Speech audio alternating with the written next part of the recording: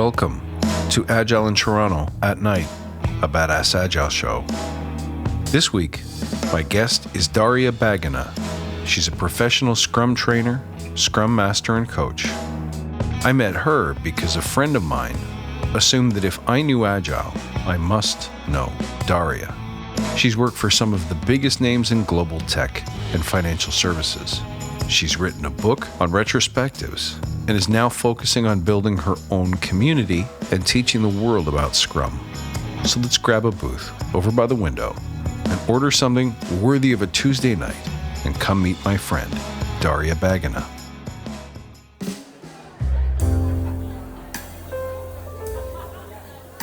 Daria, how are you? It's good to see you.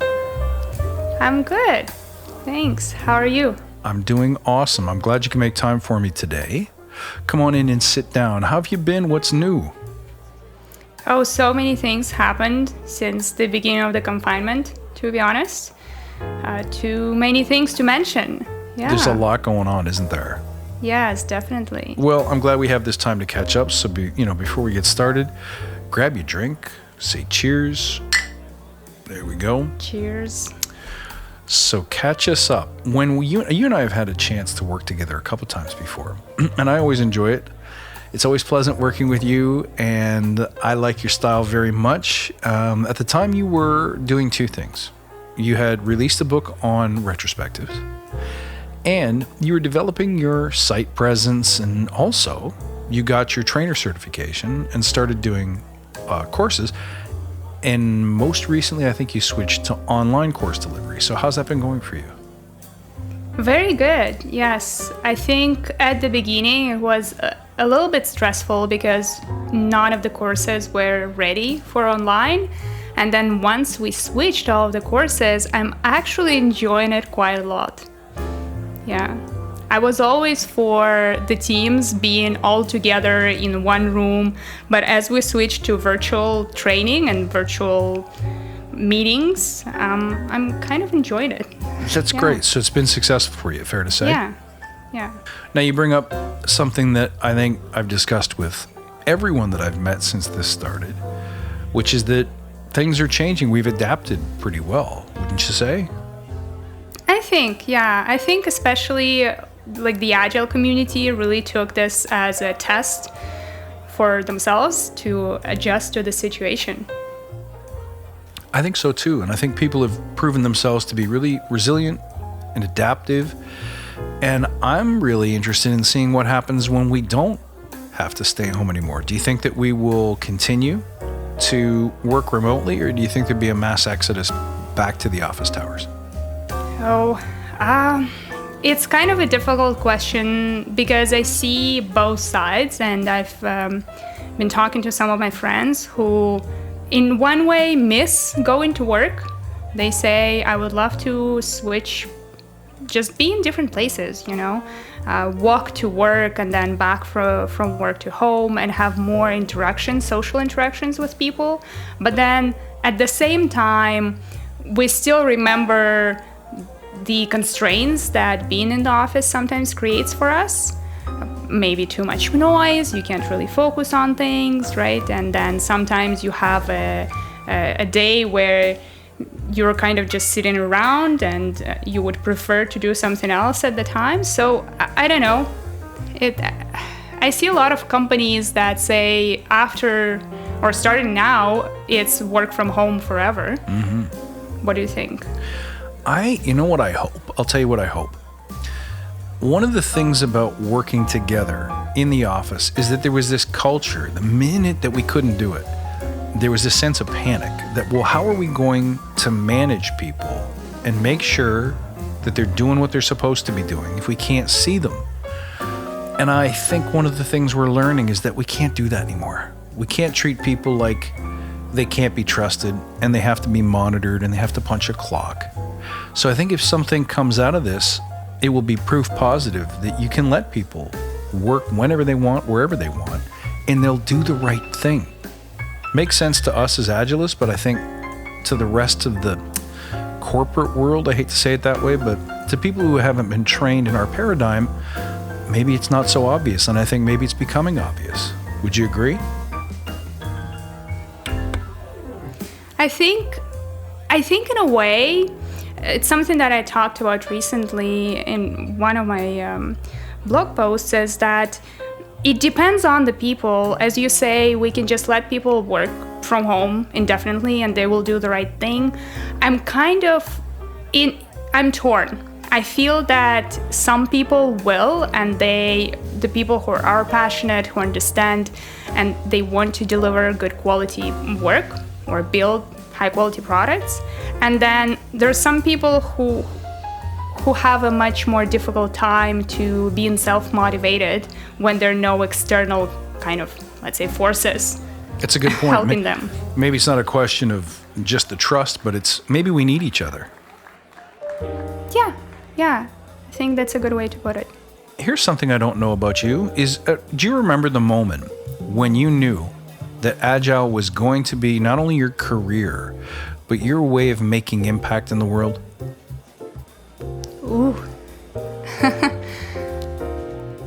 I think it's when I really decided to go for the trainer license, is that I really thought to myself that this is the way to go.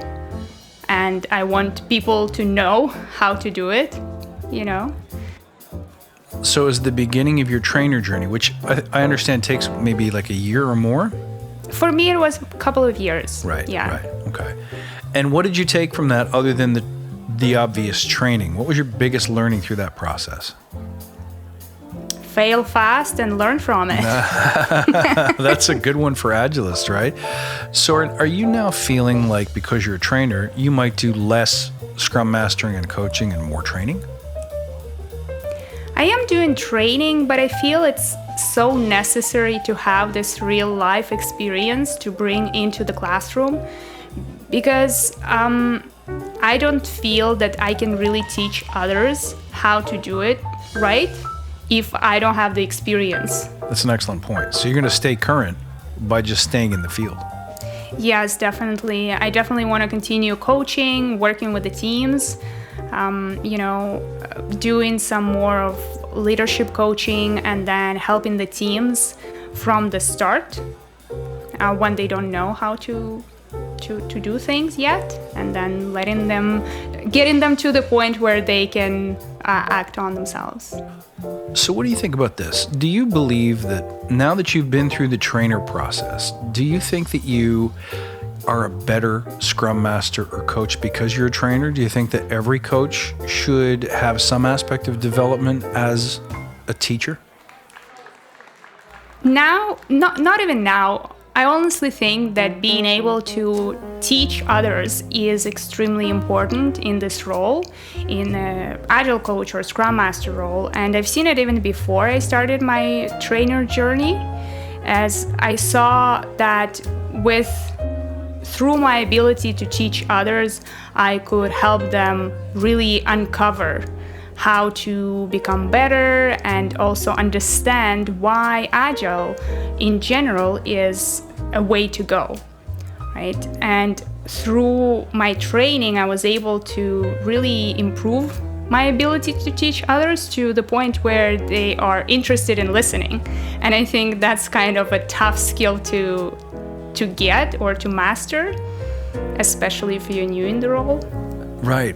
I think that Agile itself doesn't really change much over time. There may be new frameworks and new things to learn, but I think, as you said, the most important aspect of a trainer's development is to practice in the field. But at the same time, I really believe you can't practice in the field unless you're a great, or at least a good communicator and someone who's able to transfer ideas.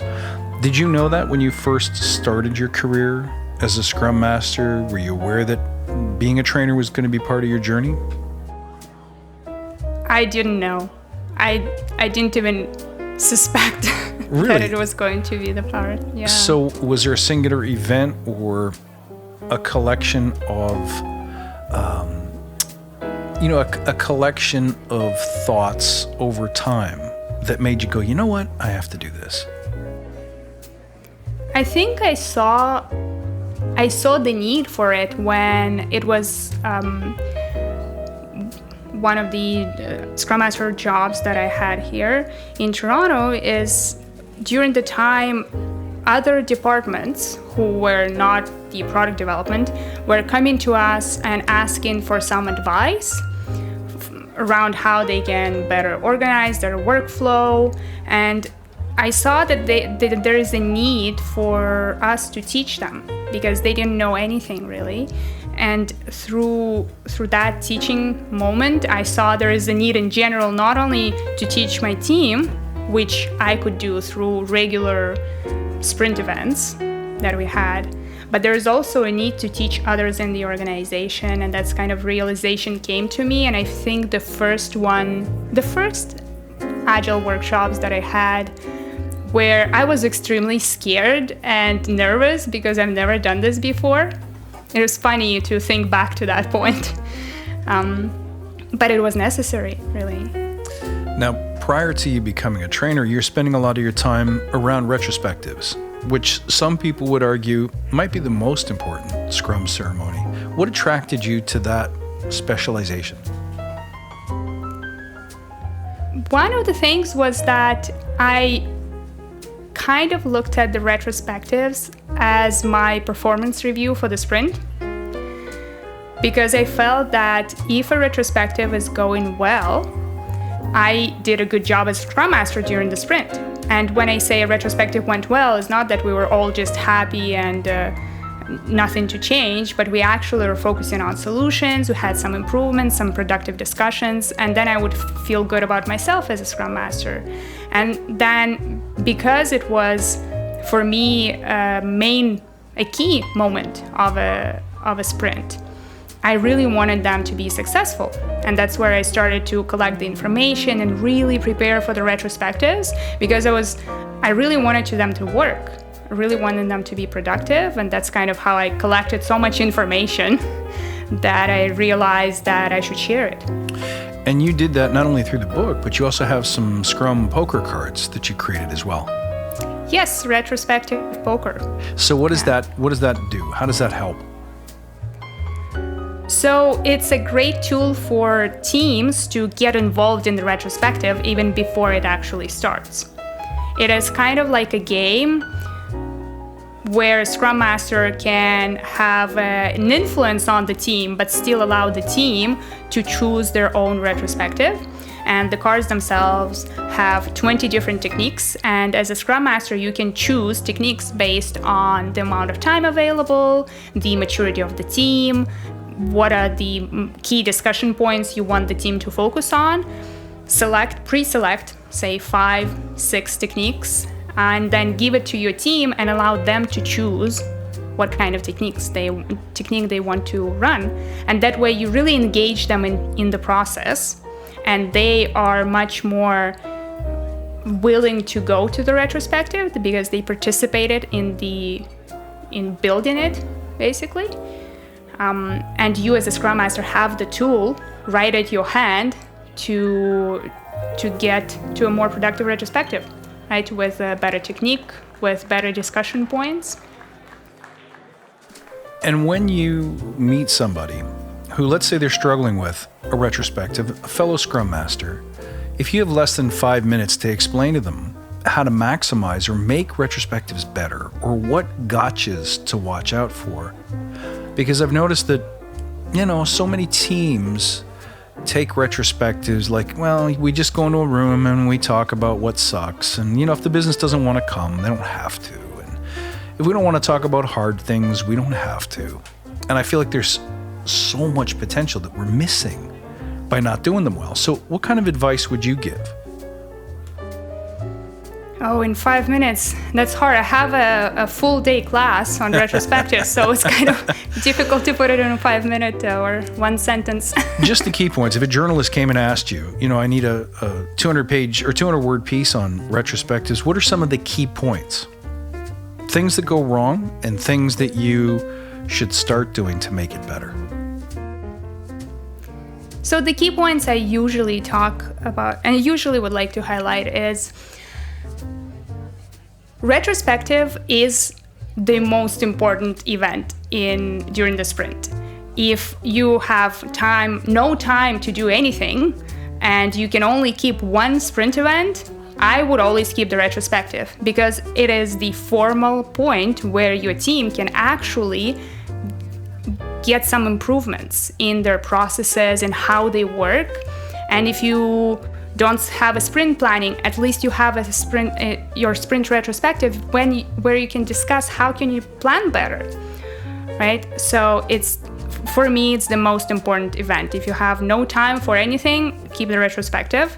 And then another point, it is an opportunity really for a Scrum Master to detect if there are any problems that are happening in general in the team or organization and start focusing on solutions.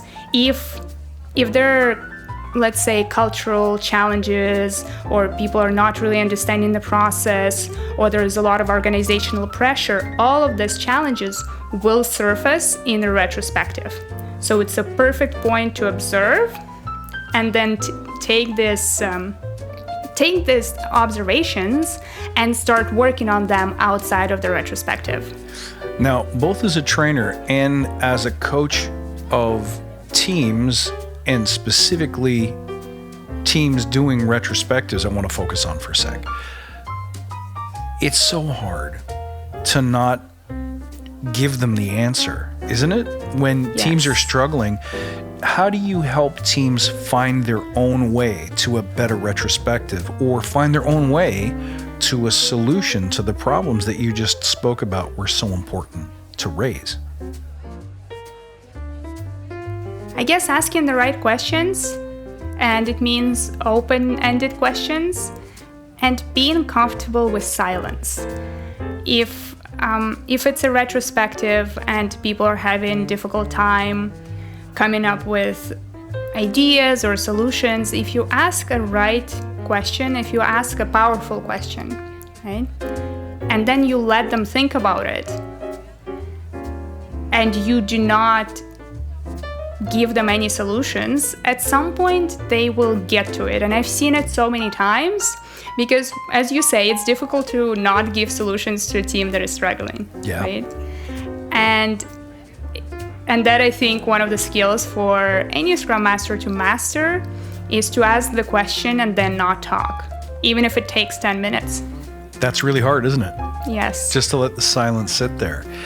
Now, as we were talking, I was thinking about, as there's been so much change in the past 3-4 months, and you've just started your teaching career, have you noticed anything that is different in the questions that people ask, in the objectives they tell you that they're looking to solve?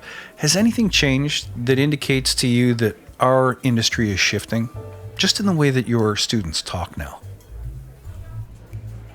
I think obviously right now there is a lot more focus on virtual, remote, everything around working from home, how to facilitate discussions.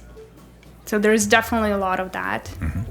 Do you get a lot of questions now about how to pivot and adapt and how to use Scrum and Agile to do that as a business? Most of the time, I am speaking to the Scrum Masters who are in the organizations. So they already know, and they definitely see that as a way to go. Now, I see a bit more, how to put it in the right way. People a little bit concerned about the effectiveness of Scrum if they don't know how to facilitate it in a virtual setting. So that's actually an existential challenge for a Scrum Master. Yes. Interesting. Definitely. Okay. And in what sense, can you be specific about how, what part of facilitation becomes more difficult just because we're connected by Zoom and not in person? Well, I think every sprint event becomes so much more difficult to get to the purpose of it, right? To really get people talking and communicating, and then that's where you might see much more of the Scrum butts coming up as you have additional meetings to to talk after the meeting because we didn't finish talking, right? And then we say, oh, well, our sprint planning is ineffective, right? Because we need to meet right after the sprint planning or the day after to plan again because we didn't finish planning before. So there's like the effectiveness in general is coming down. And that's where it becomes difficult, where there is a question, well, is this sprint planning the right way to do things if it's not really getting us the results we want? When you teach just an intro to Scrum or a Scrum fundamentals course, whatever that's called, what do you think is the most important thing that you teach new Scrum Masters?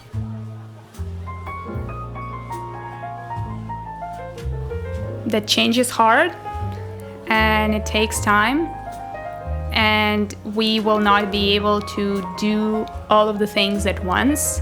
It's more about recognizing where we are now and starting to take tiny steps towards where we want to be, but never forget what the vision is. So do not skew the rules or the vision of Scrum because it's hard now. Still remember where you want to go. Yeah. What the destination is. I think that's really wise. It may be one of the most compelling things that anyone has said on this show, not to discredit any past guest, but I think that we forget that this takes time. And we all know the magic bullet statement, Scrum and Agile are not magic bullets or silver bullets, but I think we forget that this is hard to do. Change is really difficult for most people. There's an acceptance, there's new practices, there's new habitualization, but there's also that deep-rooted fear. And I think if I were to sign up for a Scrum Master course tomorrow, I assume I would learn all kinds of technique. But I think what would be really valuable is to teach people to be patient with the change process. When Jason Little came in, he spoke about, I don't see resistance as a thing. I think they're just questions waiting to be answered. You got to remember there's people on the other side that are really struggling with this. They're trying. But this is new and it's different. It represents change, and we can't ever forget that. Yeah, definitely. I can see that we get impatient, and I myself am guilty of that, right? Getting impatient with people and pushing for change too fast. And since you brought it up, I'm going to ride it out into the sunset. What do you need to get better at, aside from what you just said?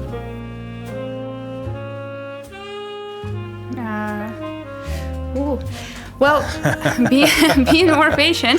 Yeah, that's one for sure. Yeah, I definitely got much better with silence. That's really, the training really helped. Oh, a difficult question, now that I think about that. It's a difficult question, or you need to get better at difficult questions? Definitely. Yeah, so here you go. Here's one. Well, let me ask you something that may be a little easier. What really gets you upset, angry, or fired up about the current state of Agile? The lies. The lies. Oh, damn, you're bringing it. All right. Tell me about the lies. Let's hear it. Well, it kind of comes up from a recent experience that I'm having right now. Is I'm looking for someone to replace me as I'm moving away from one of the companies. And you have no idea how many applications I've read through that were just not straightforward about their real experiences. Really? And I could see that, yes, unfortunately. And I think that is the current state of Agile in general, not just going through the applications specifically, it's just an example, but I feel there are a lot of, say, specialists there who might not really have the experience. Well, here, that opens up another door. Given that many people are pursuing certification as a way to improve their station, get a better job, start a new career, there will be a lot of people seeing as how there's a boom in online education, even just in the past 5 months, you're going to see a lot of people coming off with certifications with no experience yet. What advice would you have for people who are starting out to try to get into the work field, land a job, and do it with competence? I mean, everyone has to get that first gig in order to say that they have any experience on their resume, and yet you can't get a job unless you have the experience. So what do you think would be most helpful to someone in that position? I think that being passionate about really getting into that position, first of all, if it's a Scrum Master role, but also willing to learn. And I've seen a beautiful success story that showed exactly that. Someone who came in to us when I was working in a bank and said, I want to become a Scrum Master, but I have absolutely no experience and no relevant experience, really. So what do I do? And this person really insisted. And I remember she would stay next to me for half of the day, just looking at what I'm doing, just trying to learn what I'm doing. And it took a really long time. Well, not really. That's actually why this is a success story, that it didn't take such a long time for this person to understand what the role is, to learn how to facilitate events, how to be a good Scrum Master. And in 6 months, I felt very comfortable with leaving her alone with a team that needed a lot of help and a lot of coaching. Really? So it has more to do with your passion than your actual experience. Do you think that people should look for, maybe when they were in school, before they even encountered Agile and Scrum, some of the things that they may have done in their past life that were Agile-like? Do you think they can leverage those to say, listen, being upfront, I don't have experience yet. I've never had a Scrum Master job, but I've done backlog prioritization. I've done Scrum planning.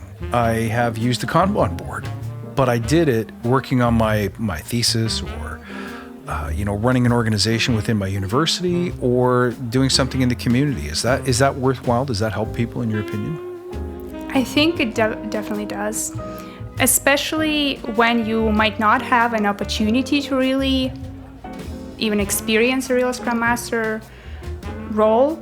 But there are many things that you can do to get the experience in various aspects of the role. So if you take your time to do some self-study and really understand, what does a Scrum Master do all day? What are the kind of skills they need to have? What are the traits they need to be developing, right?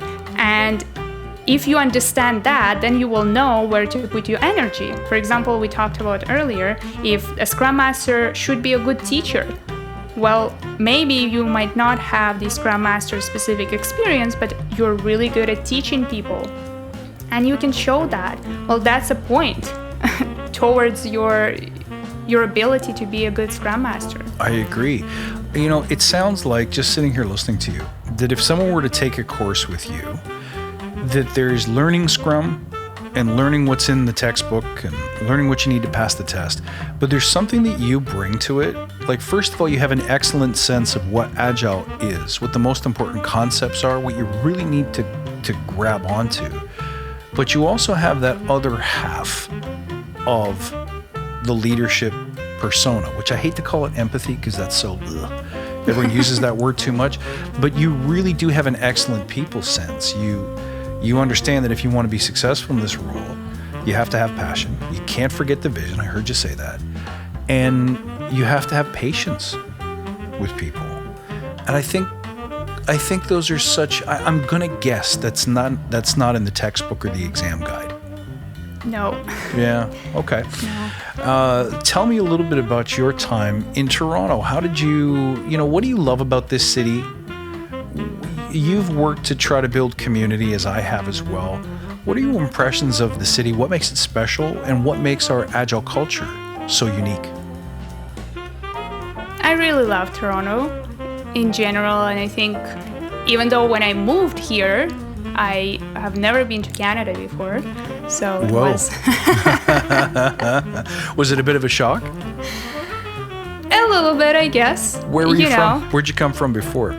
So I used to live in France, in Paris before, and then originally I'm from Russia, so I keep kind of going to the West.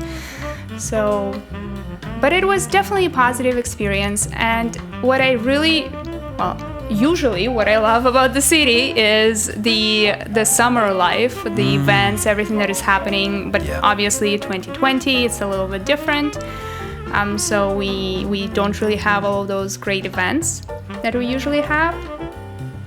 But apart from that, everything that is related to nature, and as you talked about the community as well, I really enjoy people here. I feel that you can really create great communities because people really want to be part of a community and share their experiences and help others. And I haven't seen that, say, in Paris. Right. Maybe I just got unlucky, but I definitely was able to find it here. Now, I've heard that one many times, that one of the great things about Toronto Agile culture is the sharing. The people seem genuinely interested in making each other better. And I've even heard people say, if someone in the community needs help, people will stop what they're doing and they'll say, listen, I'll back you up on this, or I'll spend some time with you. Like, it's almost over and above. And I'm curious if you have any thoughts as to why that's true in Toronto, but not somewhere else like Paris, perhaps. I think one of the reasons why is that because there's so many different types of people here, so many different nationalities, people coming from different cities, countries, speaking all different languages, and I think that what brings people together, because in a way we're kind of all in the same boat. We experience the same way, moving to a different country, and even if you have always been living here, you still have been exposed to many people coming in to the country, and I think that what makes it special, and that's why it creates this sense of community, because people really want to connect with others. There is a huge learning there, and I believe it's so much more than wanting to connect. I think that people create excellent tribes when they go through adversity together. So as you say, whether you have landed here as an immigrant and had to start a new life, or had to learn a new language, or compete, or redo chunks of your education because you're coming to a new country, or whether you're someone who's lived here their whole life and has had to integrate with the different thriving cultures in the Toronto scene, or whether we just have to weather the terrible commute and the horrible weather together. There's a shared sense of having gone through something that's really visible, and I think that binds people together in a way that we can learn from. So my suggestion is always, when you're trying to build elite teams, is find a way to create something to go through together. That could be a push-up challenge, that could be, a scavenger hunt, it could be anything that gives people a moment to bond over shared difficulty. I don't think we teach that, and I think that we should. How do you feel about that?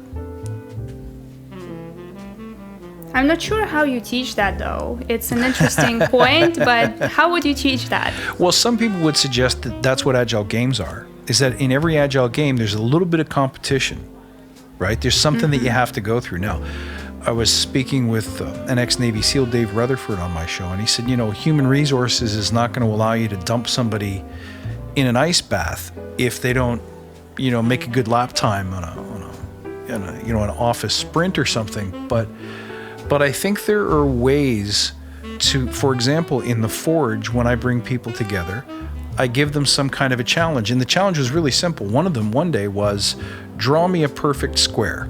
No questions, no prototypes, no nothing.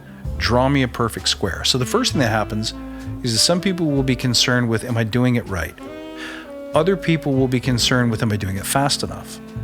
Other people will try to be creative and show off their creativity. So all of these different approaches will come together and clash a little, but in a friendly way.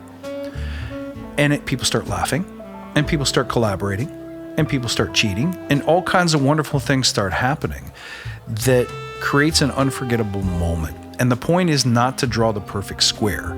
It's to go through the confusion, the mayhem, the chaos, the uncertainty, and be okay with it.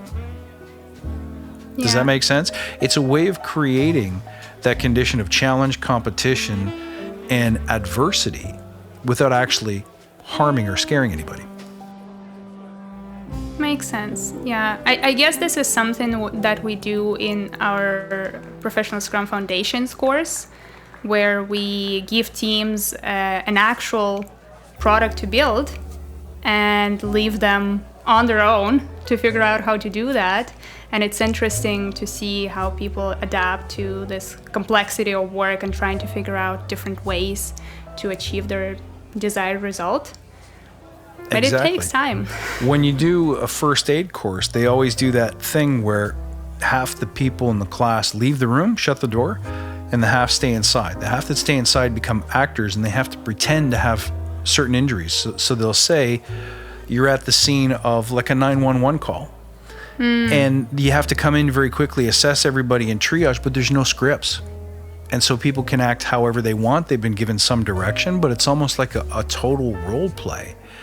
And you start to feel a little bit of the pressure of walking into uncertainty, not knowing what you're facing, and trying to keep your head so that you can ask the right questions and start to lift the veil of uncertainty so you can start helping people. And we don't really do that. So often training is about teaching knowledge. Here's information that you don't have, now you have it. I'm going to test you to make sure you remember it. But we don't put people in scenarios often enough, I find, to make sure that that learning is real and that it stays with them. So anyway, just a thought. Well, listen, what are some of the things that are coming up for you? What are you working on? What do you want the world to know about? What's next for you? Many things, but I'm trying to focus and prioritize my list of my wish list of things that I want to release.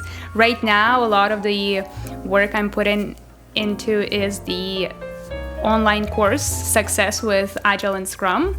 That is right now kind of in the middle of the second module, and once I get the second module done, I would like to start getting it available for people to sign up. And then I'm also starting the virtual meetups a little bit more regularly right now with people to talk about liberating structures and allow just people from all over the world to come together and share their experiences. And I usually have people from all of the countries. I have people from Europe, I have people from India, from Australia, pretty much everywhere. Whatever the time is of the event, it's pretty interesting. Sometimes people connect and it's like 1 a.m. where they are, which I love the dedication. And what does that diversity of background bring to the Agile conversation? Are there differences, local differences, different countries, different cities that you notice? I think it helps people realize that we often go through the same challenges. And it doesn't matter where we are. And because we sometimes feel so alone if we have a certain challenge we're facing as we are working with the team. And when people come together and they start discussing those challenges, they see that everybody has been going through the same thing. So it means that we can really learn from each other and understand what are different approaches that we tried. Maybe they worked here, but they didn't work here. And how can we come to better ways of solving those challenges?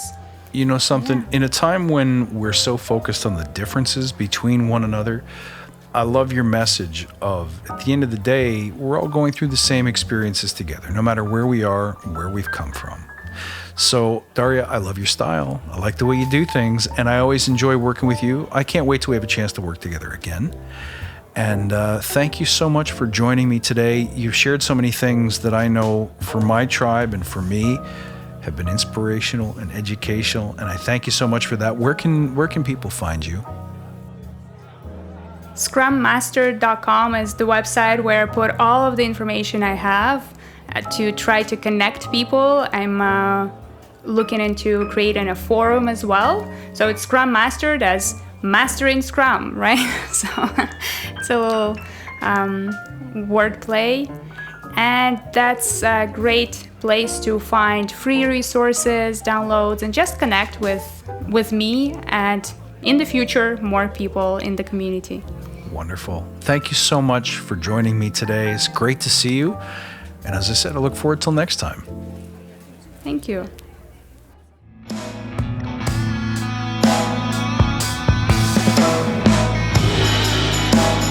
So what did you learn? I think for me, the biggest takeaway was that it's important to remind ourselves change is hard, you can't do it all at once, and we just have to acknowledge where we are and take little steps, but never forget the vision of Scrum and don't bend the rules to try to get there faster.